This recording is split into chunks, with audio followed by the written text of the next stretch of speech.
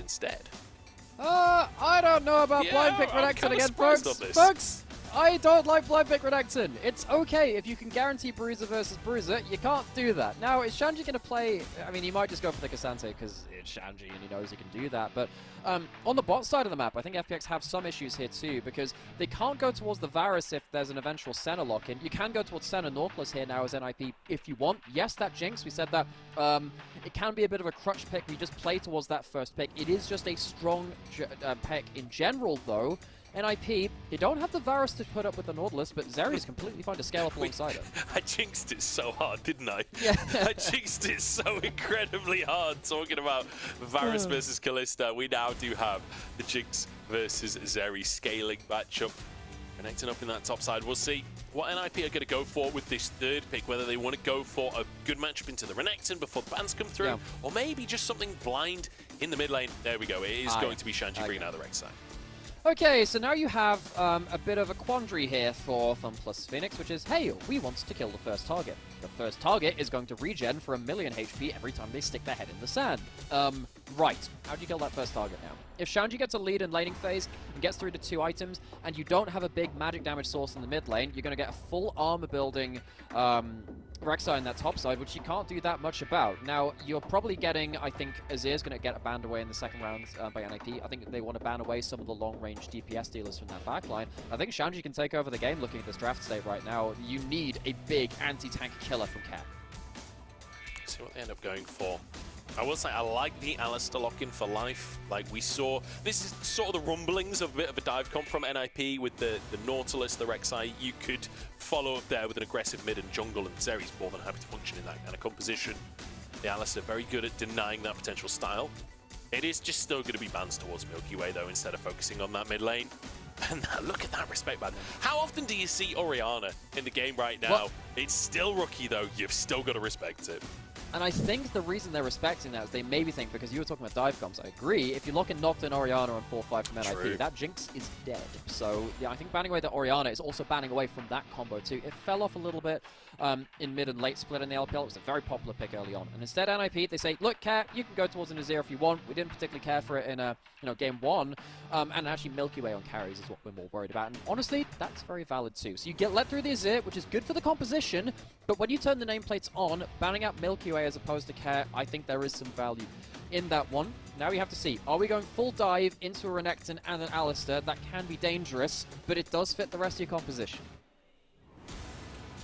Let's find out if NIP are going to commit. You can still just play team fight here. Please. Oh, please. There's an Alistar ult to steal. Oh, come on, please. It's rookie Silas. I would love to see it. That would be such a treat. The Nocturnes being hovered. Are NIP going to commit to the dive composition? You better believe that they are. The Nico's gone. The Orianna is gone. That Silas hovered for a second. I mean, he's got an Alistar. He's got an Azir. He's got a Renekton. There are some great ultimates to steal. I think that Silas fits this composition so well, because if you're going towards low-range compositions, you want to pick something that punishes low-range compositions which can go forwards. It's not the Silas, but it is still going to be a takeaway from Care from that last game. Locked in so Rookie can strut his stuff. It is once again the ASOL versus Azir in the mid lane. Rookie picking up the dragon. MilkyWay given counter pick once more to choose his matchup. Last time he was the Xin Zhao against Aki's Nocturne. He was solo killed in that first game by Aki. This time around goes with the Lee Sin.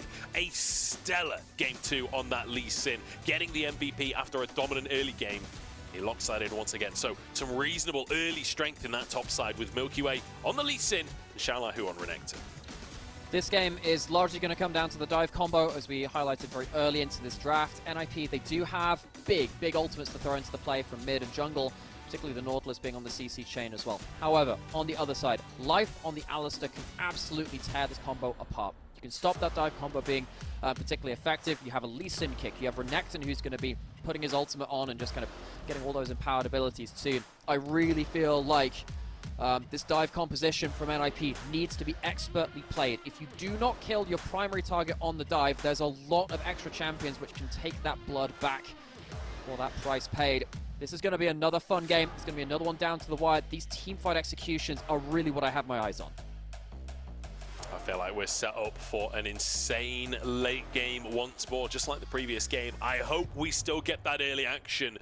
But with the Lee Sin in the hands of MilkyWay, I feel slightly assured that that will happen. We'll have to wait and see as we head towards the Rift. Tensions are high. It's one apiece.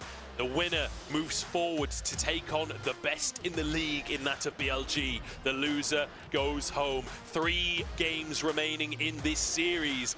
2 if one team can pull it out of the bag. Let's see who finds the advantage here in Game 3 as we head to Summoner's Rift.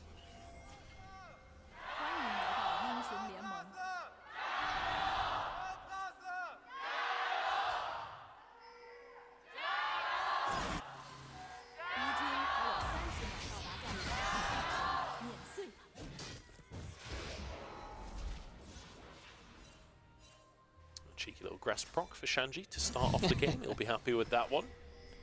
As already won the laning phase. What do you do now? Too much. It's like when you're fishing for mana flow band stacks early. It's just such a dopamine hit when you manage to get that at level 1. You're like, ooh, I'm quicker towards my extra mana. Rookie managed to do that onto, I think it was Deokdam, stood in the jungle, managed to get that little proc. There's 2 grass procs. What do you do now? Look how deep NIP have gone into the enemy jungle right at level 1, dropping a ward on the blue buff. They will retreat away, but it does mean that MilkyWay will be spotted off the sweeper. Doesn't quite see the ward. Will Life go into the pit? I don't think he will. They don't even realize MilkyWay is spotted. That's a problem, because that gives you full information. Now, the reason you can go deep as NIP in that kind of place, because you got the Nautilus at level 1. What can they do here? There's no real ability to really shut down a Wait, is Photic starting W? No, his starter Q, you have to as the Zeri, so you can't do that. True. He's going to see if he can just harass them on the way back to lane, uses that full-powered auto. Life, of course, can't combo. He doesn't have the W to go with his Q. So Photic and Zhuo just get themselves a little bit of a HP lead. And, of course, the bigger win is just knowing that MilkyWay is starting bot side and what his likely pathing will be. So, full information for Aki to start us off as Zhuo getting a hook onto Life there. Photic doing his best to follow up. You don't expect too much action in this bottom lane in the early phases, to be honest. If there's any action to be had, I'd be looking up towards the mid lane. That said, though, his laning phases have been extremely aggressive between our 2 mid laners. Rookie not quite getting as good a trades as Care did in the previous game, but still trading aggressively in the mid lane. See that Care has gone for the Fleet instead of the Halo Blades, which Rookie went for on that Azir matchup, so looking for more of that sustain rather than the more burst damage outside of that. I've got a couple of different schools of thought here in the LPL in terms of what runes you should take and what matchup. We saw Scout being a big advocate for Conqueror on the Azir as well, so if you manage to position your soldiers well, even early game, you get huge extended damage in those trades. So Rookie losing out on that early trade, and the sustain from Care will make that trade look even worse as those kind of keep racking through. Xioalaohu going for a ward in the pixel brush here. The wave will just about get underneath the tower. It's good news for Xioalaohu. It's not quite a crash, but it's pretty close. It's pretty close. I mean, he's still kind of stuck there, let's be honest. But Aki will just be finishing his clear. You don't really anticipate that much early action from a Nocturne in the top side. No, the thing about Nocturne is that, yes, you need that level 6 to really go aggressive. You can't walk into a Nocturne, because if you spell shield stuff and he gets his lethal tempo stacked up and gets the fear, you die. So, Nocturne is this very unique champion in regards to being a good early game champion, but a good defensive early game champion. You throw your weight around, you go towards the scuttle. MilkyWay doesn't want to go into a Nocturne like this, because he doesn't want to close the distance. He's going to lose that topside scuttle, walk across mid lane, and he might need to get meat on the bot side. One of those champions that just has good stats, you know, but it's about whether or not you can actually hit. Oh, Care just takes huge damage. Aki's there too. Rookie literally just burns them unpunished with that celestial power. As Aki will actually get himself a double scuttle off the back of this mid lane presence, and also the prio bot that Photic and Zhuo found for themselves. And also the ward on bot side, knowing that Aki knows that he can, if he clears well, and he has cleared very fast, goes towards the topside scuttle, he'll be able to out-clip in on first clear and then get himself to that flash taken away from Xioalaohu, though. Shanji, we said he could take over this game if he gets a good laning phase. It is starting well. And this has got to feel good for Shanji, right? After him versus Wayward, he was on the Renekton side of this matchup a lot of games in that series.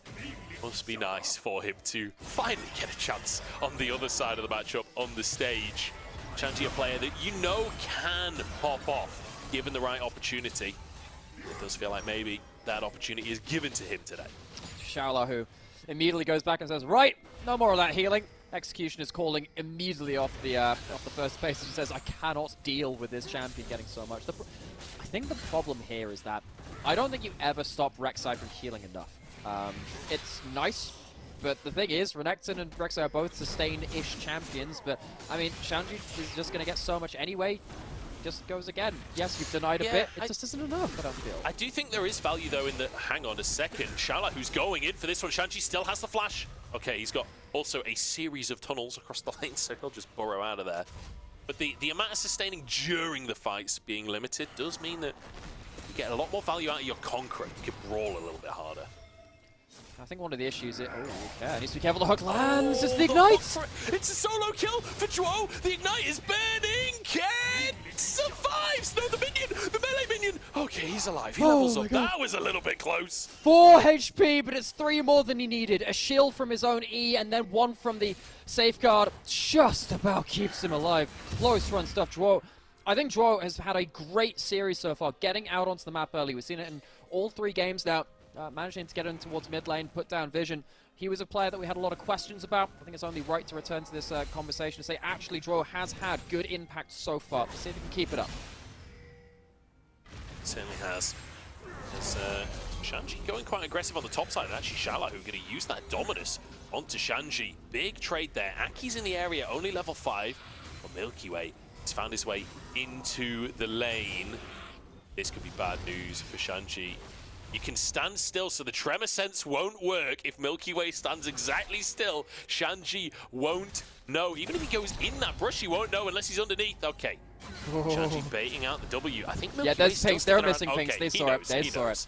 Oh, man. There's also, of course, all the way back in Season 5 on Rek'Sai's release, Rek'Sai was a bit of a Lee Sin counter, because if you stay burrowed and Lee Sin heads towards you, you just attack move towards the Lee Sin and you knock him out of his cube, even if he connects that first part. Hook lands on the bot side. Knocked back from life, but Photic hammering away here. Both ghosts from the AD carries. Relatively even trade, but Aki, level 6 in the area, means that even trades aren't really good enough for this FPX bot lane. If Aki flies in, suddenly it won't be even anymore. The Honey Fruit for Zhuo sets up for potentially strength around this Drake here for NIP, and looks like Aki will start it off. So MilkyWay going to get level 6 off this Gromp, so he's going to have a bit more skirmishing power, but no vision to play around, and no real ability to get in towards the side of a fight.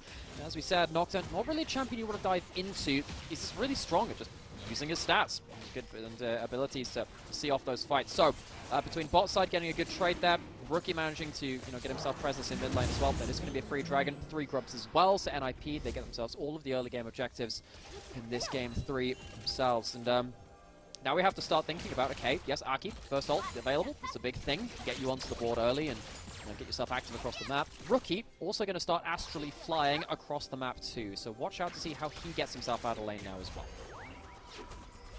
Life are going to clear this vision. MilkyWay really wants to get into these lanes. We saw him hovering around Shanji in the top side. We see him hovering around bot. But it feels like, just like game number 1 of the series, we saw NIP doing a really, really good job on this blue side of just not allowing MilkyWay to have that impact that he wants to have in this early game.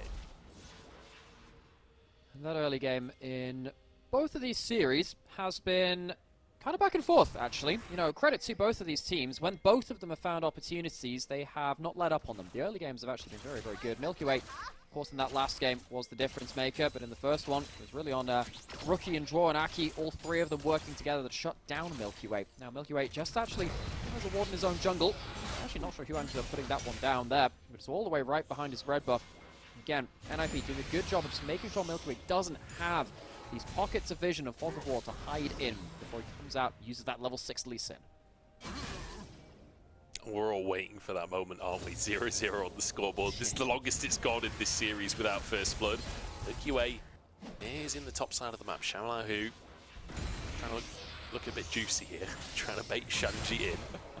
Aki is in his top hemisphere as well, which could lead to a potential opportunity to ult in and join a 2v2 if that were to happen, but MilkyWay resets and it will be negated. Aki is still there. He's going towards his Gromp next, so Xioalaohu's got to be cautious not to push too far out. Top hemisphere. I mean, So, unlike real life, you know that the Rift is flat, Someone's right? Rift is a globe. Someone's Rift is... Oh my god, have we been wrong this whole time? Rift is actually a globe? If you walk far enough out of top lane, you end up in bot lane. That's again. the one. We're actually... It's just like we're it's just debunking. like Challenger. If you get high enough in Challenger, you go back down to bronze, just like that one guy. Yeah. Same with Summoner's Rift geography. Zhuo gets that one come to life, and Shanji's moved over as well. Grubs started, remember, first 3 went to NIP already. First Drake went to NIP. This is neutral dominance from NIP for now. Oh no! Doesn't quite find it. Zhuo gets away from the pulverize. That's going to be 2 Grubs taken. And I think FPX will deny the 6th. But honestly, 5, I think NIP are happy with that. 5 are happy with that, especially since they just managed to survive Draw getting picked off there, just managed to flash out in time. And also Life getting level 6. Level 6 Alistar versus level 5 Nautilus, like, that's such a huge support difference. Also, yes, we've seen the Rek'Sai do a lot of work in laning phase. One of the reasons why Renekton used to occasionally be picked, even out of meta, for early topside fights, is because his dominance so early on gives him so much value in larger fights with AoE Qs and empowered Ws. So I think NIP, they're lucky to get away without a proper fight on that one. They need to wait for just a little longer. They're waiting for Zeri to get towards that shift. They're waiting for Rookie to get towards his Rylai's and maybe unlock that Sky's Descent as well. You know, he started to stack that one up as well. You start stacking up Stardust after you've reached level 6 to get towards that big ult. Their time is not quite yet. I feel like both compositions. It's not often you see this in League of Legends these days, but you've got similar kind of identities on a lot of these picks. So like Zeri versus Jinx, very similar identities. Nor Alistar, pretty similar identities. Even the Asol and the Azir in the mid lane. Even Nocturne and Lee Sin, like these kind of aggressive champions that sort of fall off a little bit later. You got sort of tanky bruiser top laner that wants to be on a flank. It does feel like very similar drafts for both teams. And that does mean that it's interesting, isn't it? Because obviously there are different peaks and troughs in power for these 2 different compositions. But generally speaking, I don't think there's a point where either team is particularly counted out entirely. There's always room for outplay. Oh, absolutely. And that's the best kind of game in my eyes. I mean, yes, I have a lot of love for people who strategically outthink their opponents and have better drafts. I think particularly in the West, we talk about drafts a lot more because there's just a lot of people who talk about it. That's a good thing. It's a good thing to talk about drafts and itemization and how you can win out with these micro percentages. But there is just something really... It's kind of fundamental to competition, right? In terms of competitive games and sports and whatever, where you have similar standing points and you just outplay. Oh no, Deokdam's been found. He drops down the flame chompers, but they don't care about walls. They're coming out of the walls. Aki with first blood as the comet lands. MilkyWay is denied. Shanji moving over. Flash away from the Empress Divine and a double knockup from Shanji. NIP, they are running. FPX in the jungle. MilkyWay taken down. And Rookie's going huge. He's out of mana though, and he's stuck in the back of the pit. Stun comes down. Rookie, no flash available. Double kill for Xioalaohu. And as we said, there are a lot of similarities between these teams. Resets, ability to start the fights with your big ultimates. But NIP find the opening first because Deokdam is just bluntly way out of position. You're against that Nocturne and the Assault. They can fly over walls very, very easily. So that's a bad mistake from the AD carrier, FunPlus Phoenix. Luckily, Xioalaohu comes in to save the day and gets himself 2 big kills. That's important. This Renekton with gold now might be able to stave off some of these dives later on. Deokdam, you can't be walking like this. Even uses the Flame Chompers really erroneously there. I mean, he sees the Assault flying over with the ward over the wall, but he just places them wrongly. Moment for him, you know, the shuffle doesn't work onto Rookie. Great clutch flash from him too, and it means that Kara is absolutely out of place in this fight beyond that point. Again, they're very lucky that Renekton gets into the fight and manages to really get some damage done with a slice and dice by using Shanji as a taxi into the backline.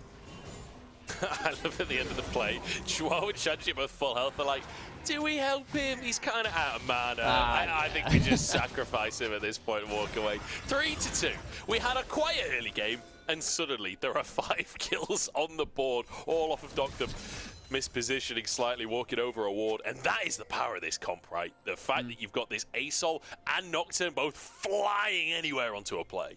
That is the big difference between these two competitions. Yes, compositions rather, because you have a lot of carries with similar identities in terms of long-range magic dealers and AoE AD carries. But the ability to cross walls from Rek'Sai, from Nocturne Ultimate, from the Asol, who then of course gets resets on the Ws too. Zeri can also do it with the E as well. It means that you cannot afford to be caught out even across terrain as FPX. Now NIP, they're going to let the Herald go. They're going to cross map. They have themselves the 5 grubs. It's very quick for them to take these advantages on the other side. Shanji getting gold for NIP does change things for FPX in some ways. We did say, you know, that this Rek'Sai can be pretty much uncontested frontline for a lot of this late game. Already at a Thornmail, getting towards what I would assume to be, so LPL's done a couple of different builds.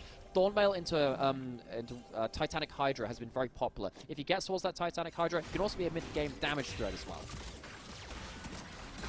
Shanji over the Zhuo. wall. Flash into ultimate. Zhuo has no summoners and is Photic to pick up the kill. Deokdam going down there, MilkyWay up to the top side here, has Herald and Care wants to set up a play. Empress Divide available, Flash available. Rookie will clear the wave, and once again MilkyWay trying to get into these lanes, but to no avail. And the reason he can't is because look at the wards, the blue wards on his side of the map. There was one even on the top tri-brush, there's one next to those raptors. And of course on the other side, FPX don't have any deeper wards to see when Aki's going to ult at them, when Zhuo is going to flash over the wall like that too. Once again, it's come down to a lot of the information warfare, the advanced notice that you get from a lot of this vision can change this game. And now sadly for Deokdam, he's been kind of on the losing end of that twice. I think that one, again, just pushing up very heavily in the mid lane without MilkyWay there to supervise them. It's an awkward moment, but they just don't have the vision to be pushing like that. They certainly don't. I just want to take a second to appreciate how annoying this comp is for NIP. Like, every single champion, aside from maybe Nocturne, has a way to dash out of a play. Like, you've got the Nautilus hooks, both, you know, Rek'Sai and Zeri kind of have reputations for that annoyance with their tunnel and their E. But even Rookie can kind of W out of the plays. The amount of mobility of this composition is kind of hilarious. All this is happening. Less about micro mobility, macro mobility. NIP, they get themselves now 2 side lane outer turrets. It is at the trade of mid lane outer turret, which is of course more valuable on the whole than side lane ones. But when you have 5 grubs and you have real threat to even push inner turrets later into the game very, very quickly, FPX needs to be very careful now at letting, you know, Rookie and Shanji continue to walk up to these towers, particularly with the Rek'Sai, 5 grubs, and the Demolish building HP. These towers really do disappear, even though it's a tank champion in the side lane. Worth quickly mentioning farm as well. I know in LPL we don't often talk about farm numbers. It's not really our priority as a region, farming champions. typically. Are we farming champions now? 192 CS, 17 minutes. It's not bad, and you can see the player goal popping up there. Photic is way ahead of the curve right now as he finishes his 2nd item. Got that kill early on as well. Shanji spots that life. Will tunnel himself to safety and should be able to defend this tower as well. Yeah, no, Photic having that amount of CS. Once he gets towards Navori, so you get, you know, Navori, Hurricane, AoE, Shiv with your Lightning Crash going through as well, you're very, very good at damaging the entirety of the front line from FPX and even tapping some damage onto the back line too. So FPX, this is a problem. You have effectively similar AD carries and you are behind in that role. The way that FPX come back into this game is with an opportunistic pick to get those resets, but they're losing in macro and they don't really have control over these side lanes. Oh my god, Rookie just keeps on going. The Comet comes down to protect himself. And that was the empowered one as well. That's going to be not ideal, honestly, that that's on cooldown. Yeah, let's we'll leave it at that, shall we? Yeah, I mean, if I speak, I'm in big trouble. I don't know. I honestly think we maybe should talk about it because Drake's coming up in 30 seconds. Xioalaohu's dominance will be up way sooner. I mean, the best I can think of is trying to mind game Xioalaohu flashing forward for an empowered W. That doesn't happen. He uses that ult. Now he doesn't have it for a big play like this, as he just goes forward and gets the tap damage instead. Now NIP will get themselves this turret in mid lane as well. No, they can't quite go up. I think they're afraid of life, and MilkyWay getting themselves a big play. Now, FPX, they need to push out mid lane, try and get themselves into River through the safer, wider opening of mid lane into River, but they have lost vision control. Drake has just spawned. This might just get one shot, honestly, by NIP. Asol doing a lot of damage. TP available for Shanji, but like you say, he's not here just yet. Now TPing, it's a deep flank from him, but MilkyWay is already behind enemy lines here. Rookie's got to be cautious. MilkyWay not spotted just yet. Shanji tries to get on Xioalaohu, but he gets out of dodge. Oh, this feels tense. Neither jungler actually on the Drake for the time being. His life on the front line. MilkyWay goes wide on his first Q, and Shanji is keeping Xioalaohu out of the fight. But Xioalaohu and the rocket is found. Deokdam starts the fight off strong. Smite comes in. Drake for FPX. And in comes Care to set it all up. He pays for it with his life as MilkyWay dives onto the byline and kicks Photic back as well. Deokdam scaling up and finding the reset. The attack speed in. He's excited. And so are FPX fans everywhere. FPX, they didn't have themselves the optimal setup. They didn't have themselves the early gold lead, but it doesn't matter one bit. Clean team fight as only Care goes down. They take themselves the dragon, they take themselves some gold, and they get themselves well and truly back into this game. Now, I think that Aki does give a lot of different problems to MilkyWay in terms of getting that Q on the backline. He's trying to get that spell shield over, but it means that Aki cannot be there threatening the backline before Jinx gets the kill. Aki makes the choice, I'm going to shut down MilkyWay at the start of this fight rather than Deokdam, and it doesn't pay dividends. The spell shields at the end there, but this Nocturne, I really feel like this is the big difference maker here. The Nocturne is not a factor in this fight. Really nice from Xioalaohu to deny Rookie's escape in the fight as well. And just the brawling at this point. The composition is so good at following up when they start to play well. They finish to play well. MilkyWay, no fear of the tower whatsoever. Dives in for the Q2. He wanted a kill of his own. Is still on 0 kills, uncustomary for MilkyWay. But I want to quickly mention that we literally showed a clip of MilkyWay team fighting on this Lee Sin where he doesn't get any kills, where he does stick around on barely any HP. He knows how to play exactly on that knife's edge. And particularly with, you know, the second cooldown of a safeguard, the Eclipse as well. Life is maybe blowing his flash here. Quadan River try to get himself some extra vision. Imagine that was going to go for free. He's trying to stick around as long as he can, but Baron will just kill him if he sticks around much longer. And there we go, Flash will be used, but it costs Care. Kazaki uses Flash in the previous play. The Comet is down, and that's the combo NIP have been looking for. Shanji forcing more summoners as Deokdam is stuck, and this is huge for Photic, who cleans it all up. NIP punish FPX as they look for some vision in top side, and that punishment will be kills, it will be Baron. It will be a very, very quick snuffing out of FPX trying to roar back into this game after that Dragon fight. With Baron going down, NIP will get themselves a real chokehold over the map now, and FPX will have to go back to the drawing board and start themselves another comeback.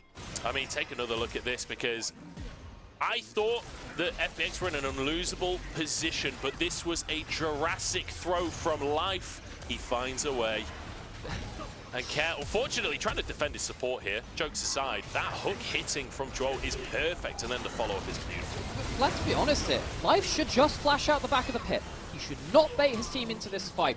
FPX, by sticking around for this fight, have invited this play to happen. They could have just flashed that Alistar over the back of the Baron pit and say, look, we would have loved that flash for the team fight, but we can't afford to keep it right now. And instead, now they have to stare down, rather, the Baron on the other side. And NIP, they're clutching out some important moments here. And it's a continuation of a Knife's Edge series. Both of these teams, in particularly Game 2 and now Game 3, have had good games, kind of good plays back and forth.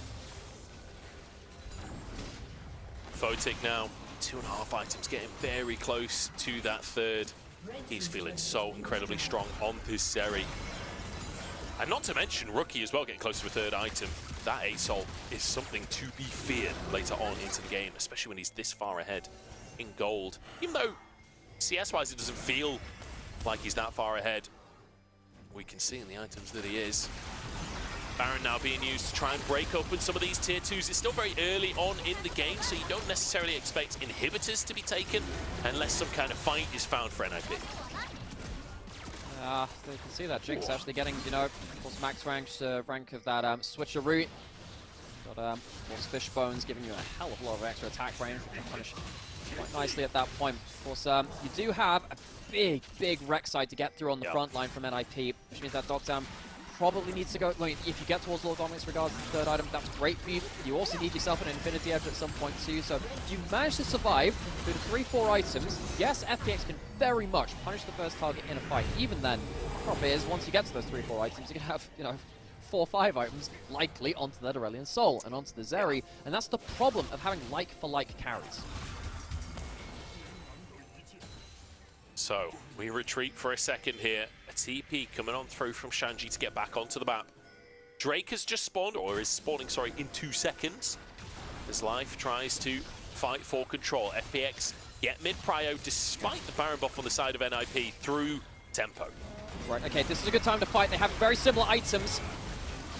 Life might be forced to use his ultimate here, pulled back into the play, and now NIP can follow this forwards. Photic with one, the lightning chaining the comet from the sky, everything they could want. MilkyWay, it looks good, but he sacrifices his life, and the team still dies. NIP, they're just running FPX over.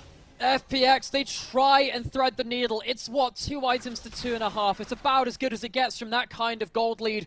Before NIP complete their 3 items completely, FPX though, they just can't find the engage and they can't find the follow-up. NIP, they've really played out this Nocturne composition pretty well. They've punished FPX when they've looked for these more sketchy plays. Gonna get themselves a dragon off the back of it, continue getting that gold lead ever and ever further forward. And you know, you can understand why they look for this fight. It's just really hard for Deokdam to follow up on this. He's not in position to do this. And then we come down to the problem of, well, much easier for NIP to run down the fight.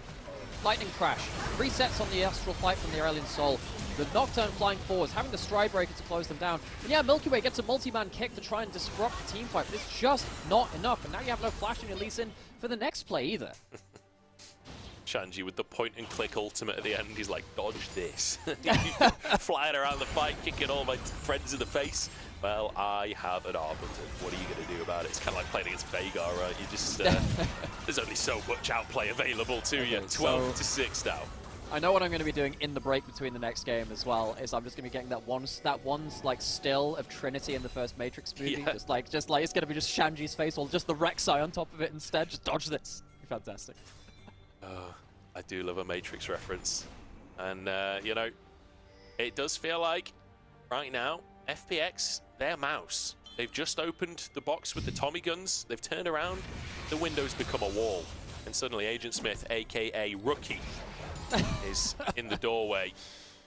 It does feel... Actually, to be honest, it's Photic this game. Photic is the problem. Photic is the one that's going to be shredding these health bars. 3 items, though, on both carries. So really pick your poison for NIP.